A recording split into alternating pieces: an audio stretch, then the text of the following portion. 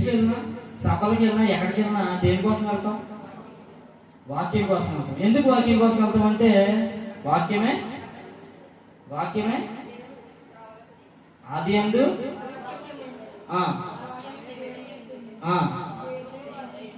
ఆ వాక్యమే దేవుడై ఉండేది. మనం ఎవరి కోసం వెళ్తాం అంటే దేవుని కోసం వెళ్తున్నాం. మరి అటువంటి వాక్యం మనకు గుర్తు లేకపోతే ఎలా? అవునా? అటువంటి వాక్యము మనకు గుర్తు లేకపోతే ఎలా? అడిగినప్పుడు టక్క చెప్పేవారు మరి ధ్యాస ఎక్కడ పెడతారు? ఏంటి మొన్న వారం చెప్పింది గుర్తులేదు, నాకు ముందు వారం చెప్పింది కూడా గుర్తు లేకపోతే ఎలాగమ్మా?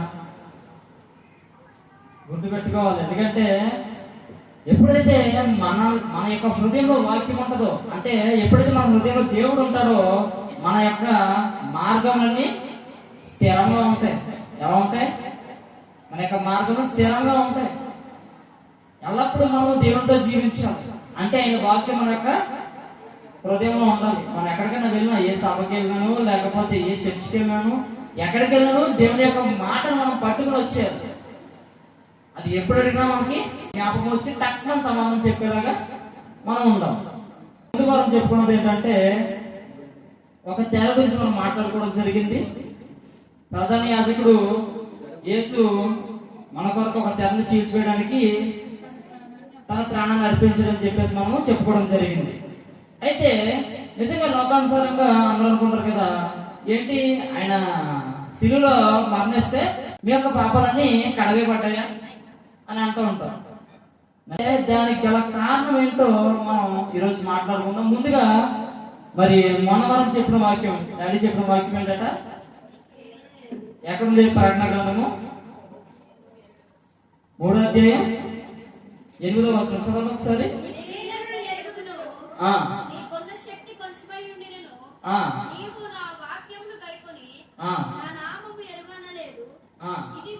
ఇదిగో తలుపు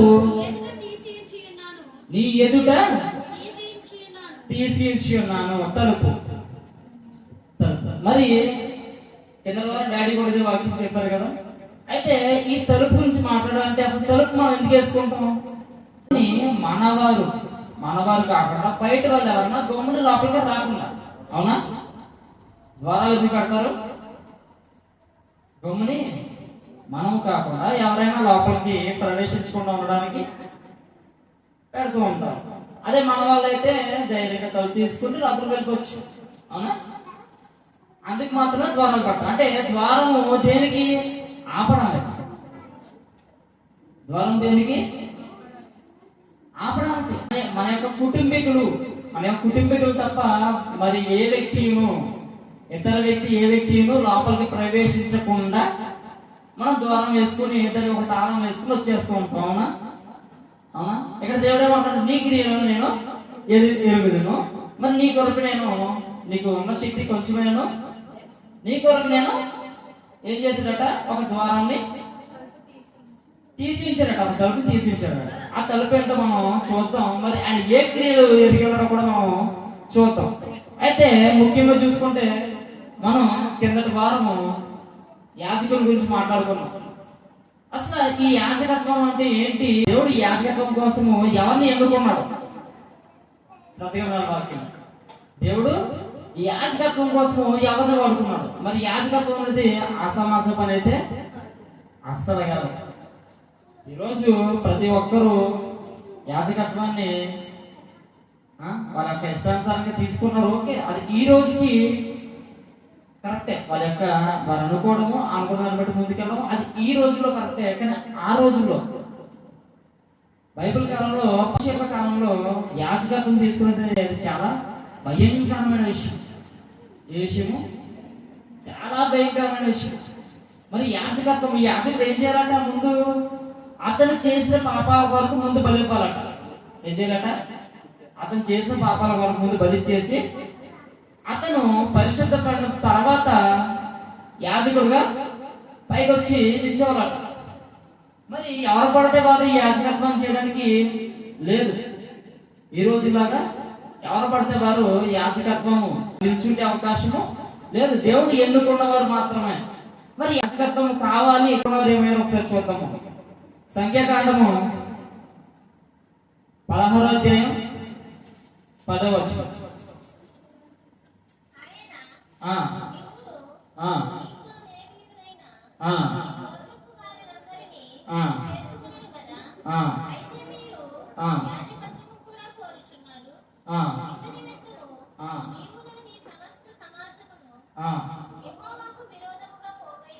ఒకసారి ఎవరట లేదు ఈ యాజకత్వాన్ని కూర్చున్నారు ఎవరట? కొరాహు యొక్క కుటుంబము ఏమని కోరుకుంటుందంటే నేను కూడా యాజకులు నా యొక్క కుటుంబం నుంచి కూడా రావాలి, నేను కూడా యాజకత్వాన్ని చేయాలని చెప్పేసి కొరాహు కోరుకుంటూ ఉన్నాడట. కోరుకుంటా ఉంటే దేవుడు అన్నాడు కదా, చదవమ్మా.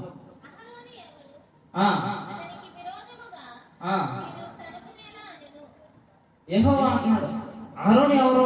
మరి అహరోనుకి విరోధంగా మీరు ఎందుకు చదువుతున్నారు అంటే మీరు నాకు విరోధంగా వస్తూ ఉన్నారని చెప్పేసి కొరాహు యొక్క ఫ్యామిలీతో మాట్లాడుతున్నాడు.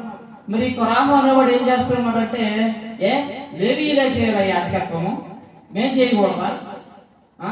అహరోను వంశస్థులే చేయాలా యాజకత్వము, మా వల్ల అవదా, నేను చేయకూడదా అని చెప్పేసి తెరబడుతూ ఉన్నాడు.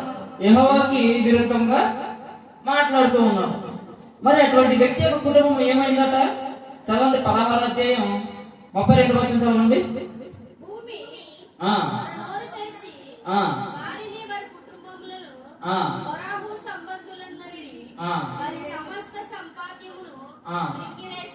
ఏం చేసిందట? రింగి వేసిందట. చూసారా ఎంత భయంకరం అది? యాజకత్వాన్ని కోరుకోవడం ఎంత భయంకరం మీకు అర్థమవుతుందా? ఒక్కరు కూడా వారి కుటుంబానికి సంబంధించిన వారు ఒక్కరు కూడా లేరు. అంత భయంకరం ఒక యాజకత్వాన్ని మనము కోరుకున్నట్లయితే, ఆ రోజులో కోరుకున్నట్లయితే మన యొక్క కుటుంబంలో ఎవరో మిగిలే అవకాశము లేదు లేదు. అయితే మరి యాజకత్వం ఎవరు చేయాలట? అటువంటి యాజకత్వము ఎవరు చేయాలట? దేవుడు ఎవరినైతే ఎన్నుకున్నాడో వాళ్ళు మాత్రమే చేయాలి. మరి ఎవరిని ఎన్నుకున్నాడట దేవుడు? చదవండి నిర్గమకాండము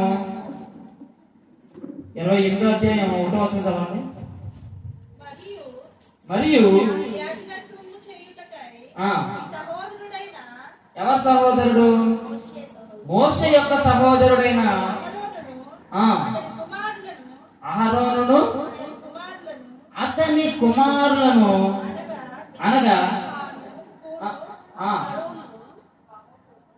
చాలా ఎవరన్నట? అహరోను యొక్క కుమారులు.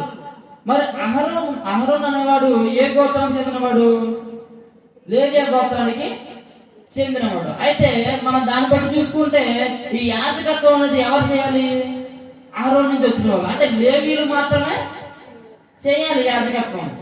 ఎవరు చేయాలి? లేవీలు మాత్రమే యాజకత్వం చేయాలి. మరి యాజకత్వం ఎందుకంత ప్రత్యేకమో తెలుసా?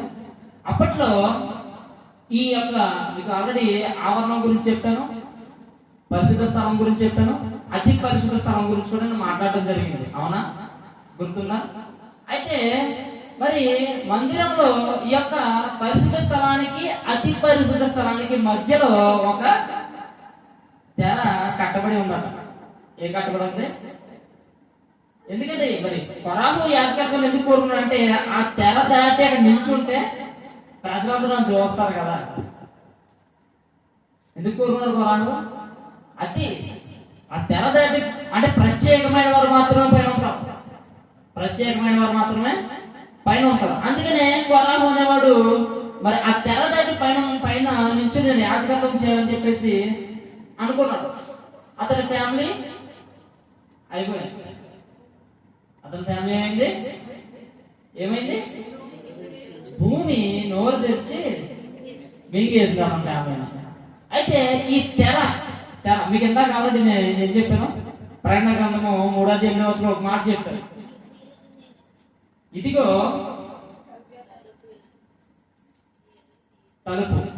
తలుపు గురించి చెప్పాను కదా. మరి తలుపు అంటే ఏంటి?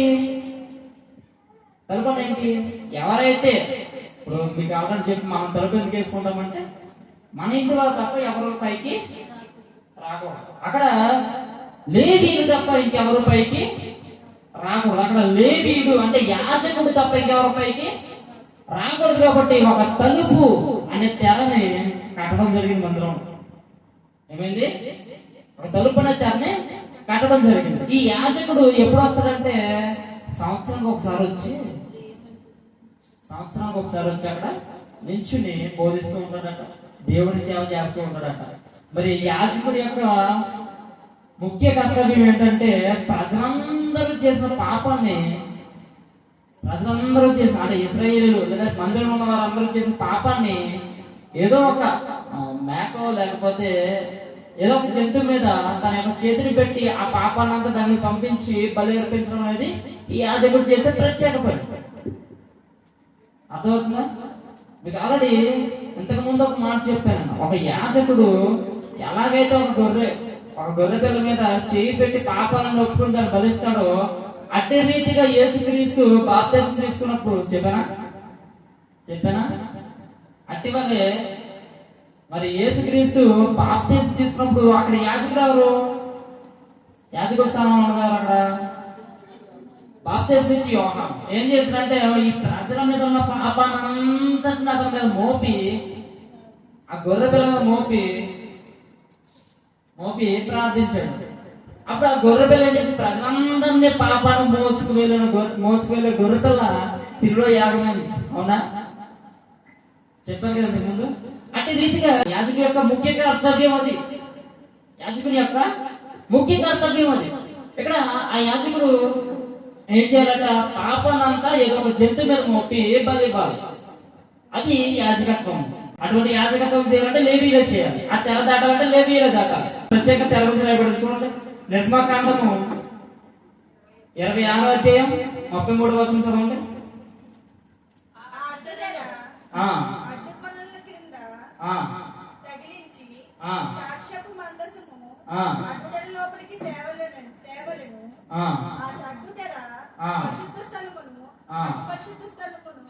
ఏం చేస్తున్నది అడ్డు తెర? ఏం చేస్తున్నది? పరిశుద్ధ స్థలమును అతి పరిశుద్ధ స్థలమును వేరు చేస్తూ ఉంటాయి. మీకు ఎందుకు చెప్పినట్లే మీ యొక్క గుమ్మపు ద్వారము కానీ మీ యొక్క ఆవరణపు ద్వారం కానీ ఏం చేస్తుంది? మీ యొక్క స్థలానికి మీ యొక్క గృహానికి బయట ఆవరణానికి తలుపు ఏం చేస్తే అడ్డంగా ఉంటుంది. అవునా? ఇప్పుడు మనం చేలలో కంచి వేస్తూ ఉంటాం, ఫెన్సింగ్ వేస్తూ ఉంటాం, తెలుసు కదా ఫెన్సింగ్. ఈ ఫెన్సింగ్ ఏం చేస్తుంది? మన స్థలాన్ని ఇతర స్థలాన్ని ఏం చేస్తుంది? వేరుపరుస్తుంది. అవునా? ఇంకొకటి మన యొక్క ఇంటినే చూసుకున్నాం. మన యొక్క ఇంటిలో లోపలంతా హాల్ ఉంటుంది, కిచెన్ ఉంటుంది, ఇవన్నీ ఉంటాయి. మరి వీటిని ఏది వేరుపరుస్తుంది అంటే మనకి తలుపు. మన ఇంట్లో ప్రవేశించాలంటే ముందు దేని గుండా వెళ్ళాలి? ద్వారము గుండా వెళ్ళాలి. ఈ ద్వారం ఏం చేస్తుంది? మన యొక్క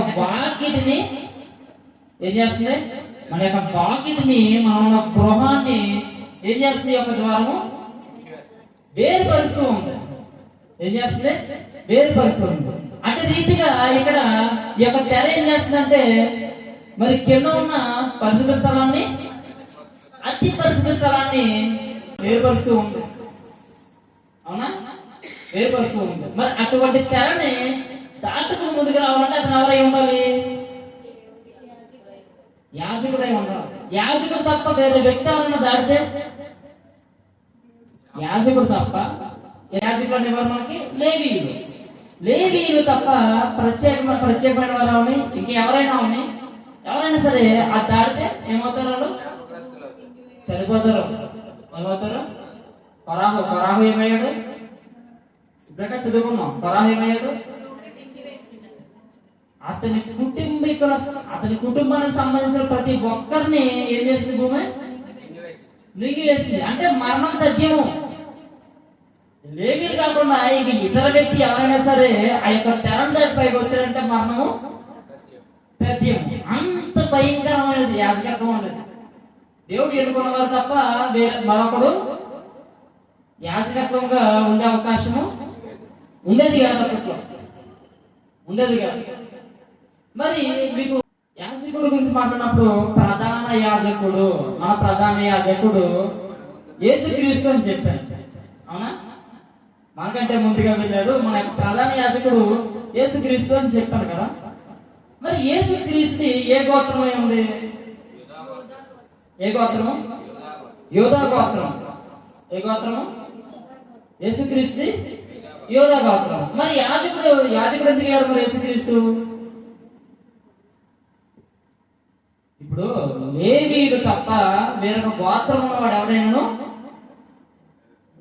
యాజకత్వం చేసే అవకాశము లేదు.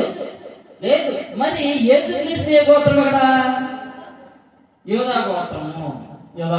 మరి ఎందుకు మారింది ఈ గోత్రము?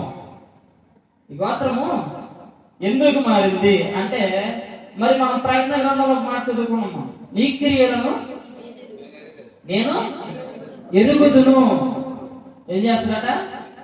నీ క్రియను నేను ఎరుగుదును. అయితే మరి ఈ గోత్రం మారడానికి గల ప్రత్యేకమైన కారణం చూపిస్తారు. చూడండి ఒకసారి.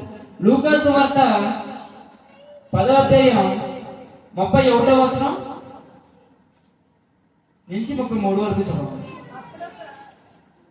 లూకా సువార్త 10వ అధ్యాయం 31వ వచనం. ఇక్కడ ఈ మాటలు ప్రత్యేకంగా యేసుక్రీస్తు వారు చెబుతూ ఉన్నారు.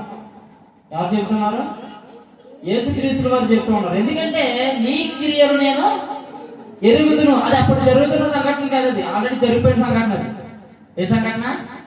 ఆల్రెడీ జరిగిపోయిన సంఘటన. చదవమ్మా.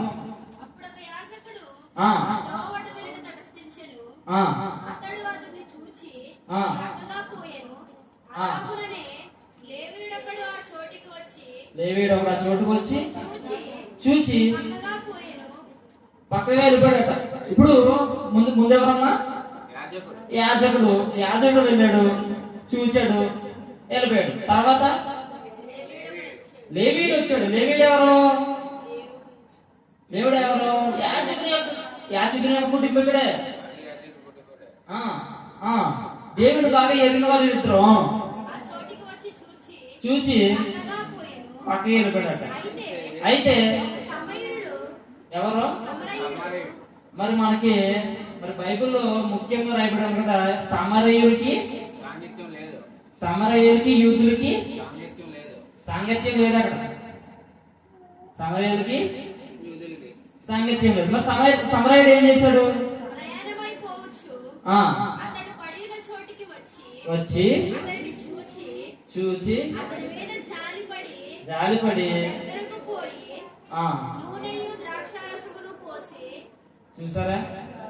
చూసారా ఇక్కడ అక్కడ ముందు యాజకుడు వచ్చాడు, ఏం చేశాడు?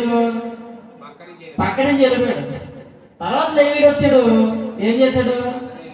పక్క నుంచి వెళ్ళిపోయాడు. మరి మన ప్రకటన గ్రంథంలో మాట ఏంటి? నీ క్రియలను నేను ఎరుగుదును. చూస్తూ ఉన్నాడు దేవుడు అక్కడ పై నుంచి. ఎవరో సైన్యములకు అధిపతి అయిన యెహోవా చూస్తూ ఉన్నాడు. అక్కడ చూశాడు, యాజకుడు చూశాడు, లేవీయుని చూశాడు. మీరు మనస్తత్వాలు ఎట్టి రీతిగా ఉన్నాయంటే గర్వంతో నిండిపోయి ఉన్నాయి. జాలి కరుణ అంటే ఏంటో మర్చిపోయి తిరుగుతూ ఉన్నారు. ఏంటంటే వీళ్ళు మేము యాజకులము. ఎవరు? మేము అహరోను కుటుంబీకులము, మేము యాజకులము, మేము లేవీయులము అన్న గర్వంతో ఏం చేస్తూ ఉన్నారు? పక్కన సరిపోతూ ఉన్నారు. మరి పట్టించుకున్నవాడు ఎవరు అంటే సమరయుడు పట్టించుకున్నాడు. ఎవరు? సమరయుడు పట్టించుకున్నాడు. అందుకే దేవుడు ఎక్కడి నుంచి వచ్చాడట? యూదుల నుంచి. యేసుక్రీస్తు యూదుల నుంచి వచ్చాడు.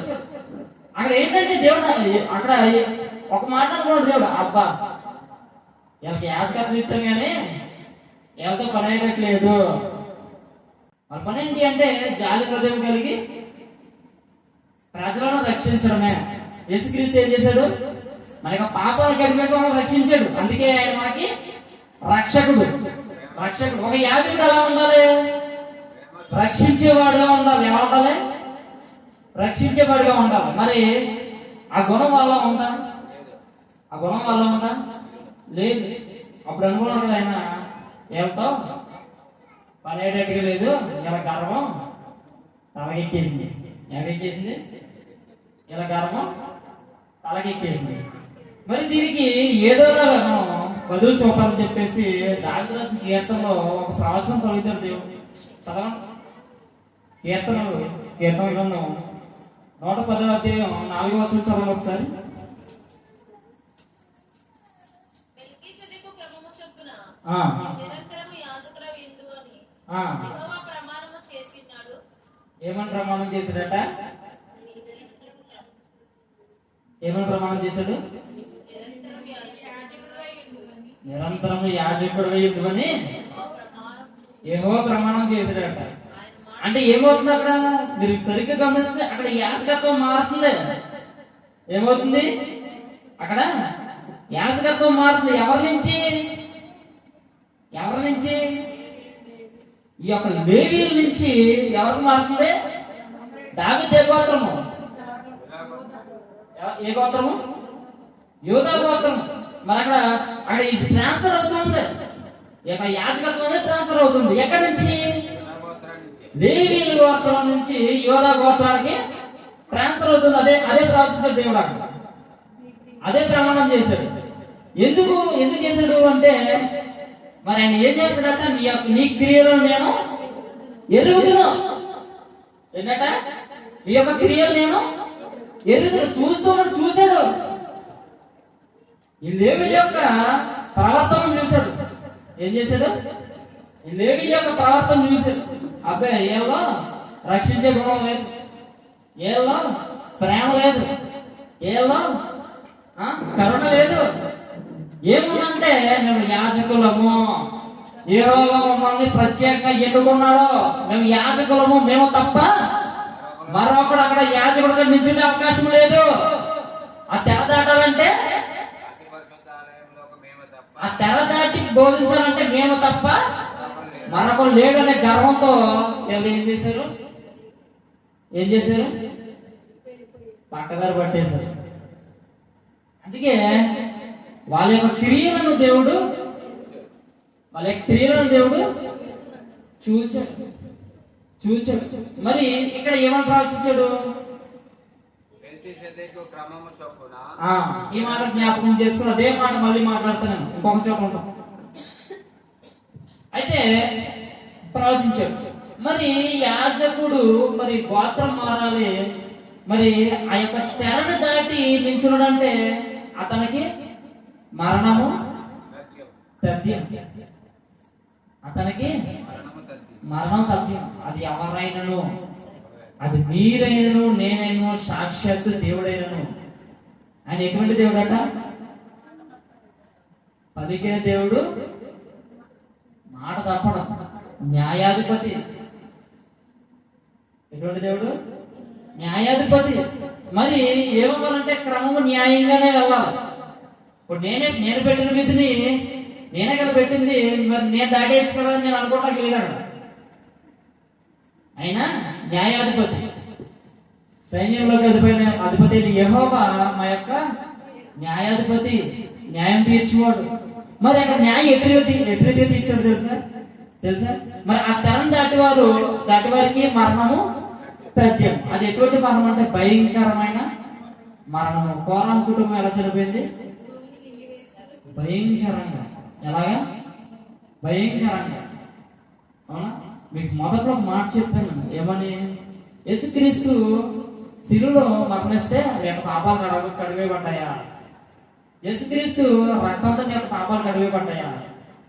యేసుక్రీస్తు శరీరం వలన మీకు రక్షణ వచ్చేసిందా అని వెటకారంగా మాట్లాడే ప్రతి ఒక్కరికి చెప్పండి ఈ వాక్యం. ఆయన ఏం చేశాడట అక్కడ? చదవండి. హెబ్రీ పత్రిక 7వ అధ్యాయం 14వ వచనం చదవండి. మన ప్రభు ఎక్కడ జన్మించాడట? ఏమైంది ఇక్కడ? యోధా సంతానంలో జన్మించారు కదా. అక్కడ ఏం జరిగింది? గోత్రము యాజకులను గూర్చి ఏ యాజకులు? ఆరోను గోత్రము, లేవీయుల యాజకులు. అవునా? లేవీయుల యాజకులు ఇక్కడికి వచ్చినప్పుడు ఏసే గోత్రం అయింది? యోధా గోత్రం అయింది. అంటే ఏమైంది? మారిపోయింది గోత్రం. గోత్రము మారిపోయింది. అయితే అదే అదే అధ్యాయంలో 17వ వచనం చదవమ్మా. మరియు శరీరానుసారముగా నెరవేర్చబడు ఆ, ఆజ్ఞగా ధర్మశాస్త్రమును బట్టి గాక ఆ, నాశనము లేని జీవముకున్న ఆ. శక్తిని బట్టి ఉమ్. నియమింపబడి ఉమ్. మెల్కీసెదెకును పోలినవాడునైన ఎవరికి ఎవరికి పలికిన దేవుడు మాట తప్పడు. ఇందాక ఒక మాట గుర్తుపెట్టుకోండి. ఏమాటది? ఏమాటది? ప్రమాణం చేసాడా? ఏమని ప్రమాణం చేశాడు? చదవండి ఒకసారి. కీర్తన గ్రంథము 110 అధ్యాయం 4వ వచనం చదవండి. క్రమము చెప్పున ఆ, ఆ,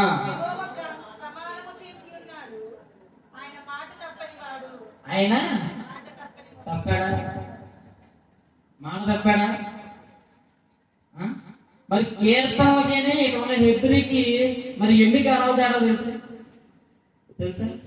ఎన్ని రోజులు తేడా తెలుసా? ఎన్ని నెలలు తేడా తెలుసా? ఎన్ని సంవత్సరాలు తేడా తెలుసా?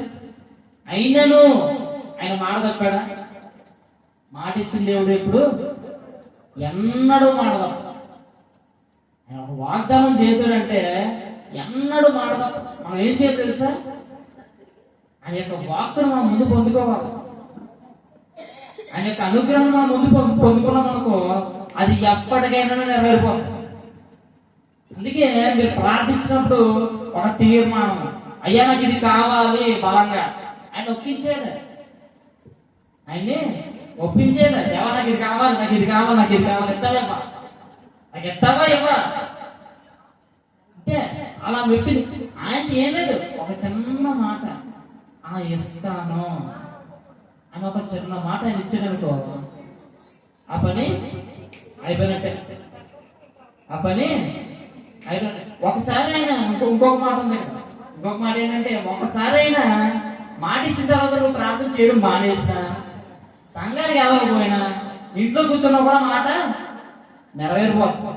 ఏమన్నా దాని తర్వాత జరుగుతుంది. మళ్ళీ ఆ మాట నెరవేరిపోయిన తర్వాత నుంచి మళ్ళీ ఇవన్నీ చేయడానికి మళ్ళీ ఆయన కూడా చూపిస్తూ ఉంటారు. మరి లేవీలు అలా ఉన్నా కూడా అక్కడ దాకా యాజకత్వాన్ని కొనసాగించుకుంటూ వచ్చాడు. అవునా? అవునా? తర్వాత ఏమైందంటే వీరి యొక్క గర్వాన్ని అహంకారం చూసి, వీరి యొక్క గర్వాన్ని అహంకారం చూసి యాజకత్వాన్ని మార్చేసాడు, విధులకి ఇచ్చేసాడు. అందుకే పలికిన దేవుడు అన్నాడు మాట తప్పడు. అప్పుడు దగ్గర తప్పాడా? చదవం మళ్ళీ చదవండి. 7వ అధ్యాయం 17వ వచనం హెబ్రీ. శరీరానుసారముగా ఆ, నెరవేర్చబడు శరీరానుసారంగా నెరవేర్చబడు. శరీరము మీకు ఇంతకుముందు చెప్పాడు. శరీరం అనగా దేవుడికి మనకే ఉన్నా. మరి ఈరోజు పాపం చేస్తామంటే మీరు దేని బట్టి పాపం చేస్తున్నారు చెప్పండి? దేని బట్టి పాపం చేస్తున్నారు? శరీర రీత్యా పాపం చేస్తున్నారు కదా కదా. మరి అయితే పాపము దేవుడి దగ్గర ఉంటుందా? పాపము నేరుగా దేవుడి దగ్గర వెళ్తుందా? వెళ్దాం. మరి అందుకే అడ్డముగా, మరి దేవుడికి నీ యొక్క ఆత్మకి అడ్డం ఉన్నది ఏంటి? పాపము నీ యొక్క శరీరము. ఏంటది? పాపము నీ యొక్క శరీరము. మరి మీకు ఇందాక మాట చెప్పిన తలుపు. తలుపు అనగా వేరుపరిచేది. అలాగే తెర అనగా తలుపే. అది కూడా ఏం చేస్తుంది? పరిశుద్ధ స్థలాన్ని అతి పరిశుద్ధ స్థలాన్ని వేరుపరుస్తూ ఉంటుంది. మరి ఇక్కడ శరీరం ఏం చేస్తుందంటే పరిశుద్ధాత్మకు మరియు మన యొక్క ఆత్మకు మధ్య ఒక అడ్డుగోడగా ఉంది. ఇది కూడా ఒక తెర ఉంది. అటువంటి తెర అనే శరీరం అవ్వాలంటే రెండుగా చీలిపోవాలి అమ్మా. అక్కడ దేవాలయ తెర ఒకటి, శరీరం ఒకటి, ఈ రెండు చిరిగిపోవాలి. అనగా మరణించాలి. ఏ మనుషుడికి మరణాన్ని జయించే శక్తి లేదు. అందుకనే యేసు మన యొక్క ప్రధాన యాజకుడు. ఈ యాజకుడు ఏమైపోవాలి? మరి లేవీడు కాదు, యాజకుడు లేవీడు కాదు, యూదుడు. మరి ఏమవ్వాలి? ఏమవ్వాలి? మరణం పొందాలి. ఏం పొందాలి? చనిపోవాలి. మరి గోత్రం మారింది, అక్కడ చనిపోవాలి. మరి అది కూడా ఎట్టిగా చనిపోవాలంటే భయంకరంగా చనిపోవాలి. ఎలా చనిపోవాలి? భయంకరంగా చనిపోవాలి. మరి మానవ పుత్రుడు ఎవడను, మనుష్యుడు ఎవడను అట్టి భయంకరమైన మరణాన్ని పొందలేడు, భరించలేడు. మనిషి ఎవడైనా అటువంటి భయంకరమైన మరణాన్ని భరించలేడు. కాబట్టి ఆయన దిగి వచ్చాడు. కనుక ఎందుకు దిగి వచ్చాడు? అటువంటి బాధని మనుషులు మోయలేడు కనుక, అటువంటి బాధను మనుషులు భరించలేడు కనుక, అటువంటి మరణాన్ని మనుషులు పొందలేడు కనుక ఆయన మానవ పుత్రుడుగా ఈ భూమికి వచ్చాడు. అందుకు వచ్చాడు ఆయన మనుషుడుగా, అందుకు వచ్చాడు. అటువంటి మరణాన్ని పొందడానికి మరి ఆ మరణం పొందినప్పుడు యేసుక్రీస్తు సిలువ వేయబడినప్పుడు ఏం జరిగిందో తెలుసా? కిందసారి చెప్పాను, మరలా చదవండి. మత్తయి సువార్త 27వ అధ్యాయం 51వ వచనం. అప్పుడు దేవాలయపు తెర పై నుండి క్రింద వరకు రెండుగా చినిగెను. అద్భుతం. ఏమైందట? దేవాలయపు తెర. ఏ తెరది? ఎక్కడ చూసాం ఈ తెర? ఎక్కడ చూసాం మనం? పరిశుద్ధ స్థలానికి అతి పరిశుద్ధ స్థలానికి మధ్యలో చూసాం. ఎక్కడ? ఆరోహణ గ్రామంలో. ఎక్కడ? పాత నిబంధనలో చూసాం ఈ తెర. నిర్గమాకాండంలో చూసిన తెర ఇక్కడ మనకు కనిపిస్తుంది. ఏమైందట? రెండుగా చేర్చబడింది. అంటే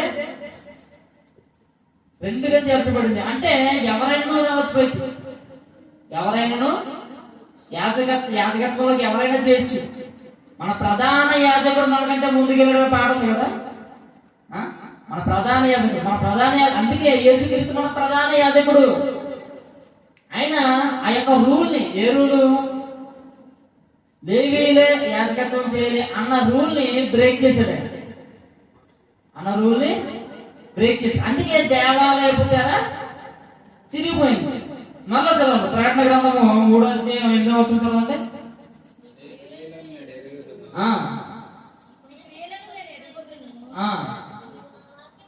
నీకున్న శక్తి కొంచెమైనను. ఏంటి? నీకున్న శక్తి కొంచెమై ఉండినను. ఏ శక్తి అది? నువ్వు యాజకత్వం చేయాలంటే నీకు శక్తి లేదు. నువ్వు యాజకత్వం చేయాలంటే నువ్వు భరించలేవు. అటువంటి మరణాలను నువ్వు పొందలేవు. నీ శక్తి సరిపోదు. అందుకే నీకున్న శక్తి కొంచెమైనను. నీకున్న శక్తి కొంచెమైనను. నీవు నా వాక్యాన్ని గైకొని ఇదిగో ఒక నిమిషం. తలుపు. ఏ తలుపు? ఏ తలుపు అది? మరలా మనం ఎక్కడ చూసాం ఈ తలుపుని? పరిశుద్ధ స్థలానికి, అతి పరిశుద్ధ స్థలానికి మధ్యలో ఉంది ఈ యొక్క తలుపు. ఈ యొక్క తెర ఎక్కడ ఉంది? మధ్యలో ఉంది. మరి ఏం చేసినట్టు ఆయన? దాన్ని తెరిచాడట. ఎప్పుడు తెరిచాడంటే ఆయన ఎప్పుడైతే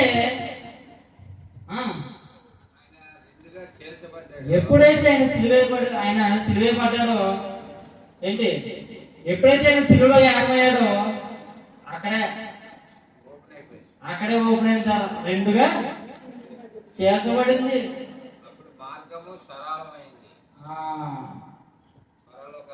అందుకే ఈ రోజు కూడా మనం మన యొక్క పాపాలైనాను, మనకున్న ఏదైనాను డైరెక్ట్ మనం ఇక్కడికి వచ్చి యాజకుడు చెప్పాల్సిన పనిలే. ఇంట్లో కూర్చొని ప్రార్థన చేయొచ్చు. ఏం చేయొచ్చు? ఇంట్లో కూర్చుండి ప్రార్థన చేసేచ్చు. ఎందుకంటారా? తెర చీల్చేయబడింది. మీ ఇష్టం. అయ్యా దేవా దిగిరా, నాకు ఈ పని చేసేట్టు అనే అంత అధికారాన్ని మనకి ఎవరు తెచ్చిపెట్టారు? ఇక్కడ ప్రభువైన యేసుక్రీస్తు అధికారాన్ని తెచ్చిపెట్టాడు. ఇక్కడ ఇంతకు ముందు నీ ప్రార్థించాలన్నా, ఇంతకు ముందు నీ పాపాలు కొట్టేయబడాలన్నా, ఇంతకు ముందు నీకు ఏదైనా జరగాలన్నా నువ్వు ఎవరి దగ్గరికి వెళ్ళాలి? యాజకుడి దగ్గరికి వెళ్ళాలి. తప్పనిసరిగా యాజకుడి దగ్గరికి వెళ్తే ఆ యాజకుడు ప్రార్థిస్తేనే చెల్లేదు. మరి ఇప్పుడు ఇక్కడ ఈ రోజు మనం ఏం చేస్తున్నాము? మన యొక్క పాపాల కొరకు మనమే ప్రార్థన చేసుకునే అవకాశాన్ని దేవుడు మనకి ఇచ్చేసాడు. మరి మన యొక్క పాపాల కొరకు ఆయన శిలువలో యాగమయ్యాడు. అంటే మనకు ఆ అధికారాన్ని తీసుకురావడం కొరకు ఆయన శిలువలో బలి యాగమయ్యాడు. మరి రక్షణ వచ్చిందా రాలేదా? నీ అందరికి నువ్వే ప్రార్థించుకుంటున్నావు, నీ పాపాల వరకు నువ్వే ప్రార్థించుకుంటున్నావు. దేవుడు దానికి జవాబు ఇస్తున్నావు. దాన్ని బట్టి నువ్వు రక్షణ పడుతున్నావా పడట్లేదా? రక్షణ పడుతున్నావా పడట్లేదా? మరి అందుకే మరి ప్రభువైన యేసుక్రీస్తు మన యొక్క రక్షకుడు. ఎవరు? మన యొక్క రక్షకుడు. ఆయన ఎత్తిరిగి రక్షించినట్టు ఆ యొక్క తెరని రెండుగా చీల్చివేసి ఆ యొక్క మరణాన్ని పొందుకొని అక్కడ కొరావు మరణాన్ని ఈయన జయించి, ఇంకొకటి మానవమాత్రుడు ఎవరైనా మరణాన్ని పొందితే మళ్ళీ తిరిగి లేచే అవకాశము లేదు. అందుకని భూమి మీదకి వచ్చాడు. ఎందుకు వచ్చాడంటే మనుష్యుడు మరి చనిపోయాడు అనుకో, అటువంటి యాజకత్వం కోసం, అంటే అటువంటి యాజకత్వం మారడం కోసం ఏ మనిషి అయినా ముందుకు వచ్చాడు అనుకో చనిపోతాడు, కానీ మరలా తిరిగి లేచే అవకాశం లేదు. అందుకని ఆయన భూమి మీదకి వచ్చాడు. అంత తగ్గించుకొని రిక్తులుగా భూమి మీదకి వచ్చాడు. అందుకే అంటాడు కదా, ఇదిగో నీకున్న శక్తి కొంచెమైనను నా వాక్యాన్ని నువ్వు గైకున్నట్లయితే, నా నామం నువ్వు స్మరించినట్లయితే, ఇదిగో మీ కొరకు తలుపు తెరిచి ఉన్నాను. అందుకే మరి నిజంగా ఆయన నీ క్రియలు ఎదిగాడు. అక్కడ ఆయన వాళ్ళ క్రియలను చూశాడు కనుక యాజకత్వాన్ని లాగేసాడు, తీసేసుకున్నాడు. ఈ క్రియలు నేను ఎరుగుతున్నాడు, యాజకత్వం లాగేసుకున్నాడు. అయితే మరి ఇదిగో మీ కొరకు, ఎవరి కొరకు? యూదుల కొరకు, ఇశ్రాయేలీయుల కొరకు, లేకపోతే ఈ రోజు మన భూమి మీద ఉన్న ప్రతి ఒక్కరి కొరకు ఆయన తలుపు తెరిచి ఉంచాడు. తలుపు తెరిచి ఉంచాడు. మరి ఈరోజు అంత గొప్ప భాగ్యం దేవుడు మనకు ఇచ్చాడు కదా, మరి మనం ప్రార్థిస్తూ ఉన్నాము. డైరెక్ట్ ఆయన దేవాలయపు తెరను చీల్చి తిరుగు యాగమయ్యి నీ కొరకు ఒక మార్గాన్ని స్థిరపరిచి డైరెక్ట్ గా నువ్వు దేవుడితో మాట్లాడే భాగ్యాన్ని నీకు ఇస్తే ఈ రోజు నువ్వు ప్రార్థన చేస్తున్నావు చేయట్లేదు? ఈ రోజు ప్రార్థన చేస్తారా చేయట్లేదు? చేస్తారా చేయట్లేదు? ఇదిగో మీ క్రియలను దేవుడు ఎరిగి ఉన్నాడు, చూస్తున్నాడు. ఏం చేస్తున్నాడు? మీరేం చేస్తున్నారు? మీరు ఎట్టే వెళ్తున్నారు? మీరు ఎట్టి నుంచి ఎట్టి నడుస్తున్నారు? పాట ఉంటుంది కదా, కూర్చుండుట